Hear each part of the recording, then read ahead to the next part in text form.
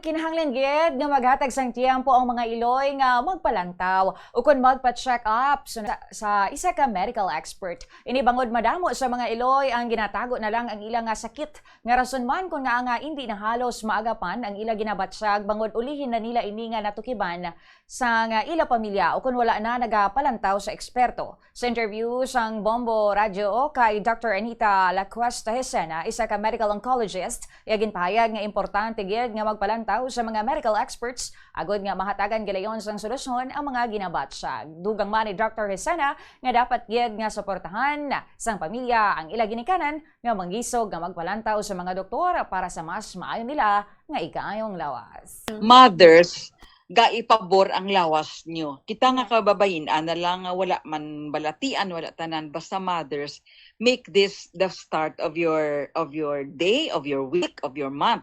Kung wala pa kamo nakapa-ultrasound, mammogram, kung ay pa naka-mammogram, amo na ni imo celebration sa Happy Mother's Day mo. Kung wala pa ikaw nakapatanaw sang imo nga mga, kung may ginabatyag sa lawas mo, kung may kinalan ipakonsulta sa doktor, amo na ni ang imo nga pabor o kung ang imo ni nga ihatag nga kaayo sa imo kaugalingon sa pag-celebrate. Kay Happy Mother's Day would mean a happy, healthy mother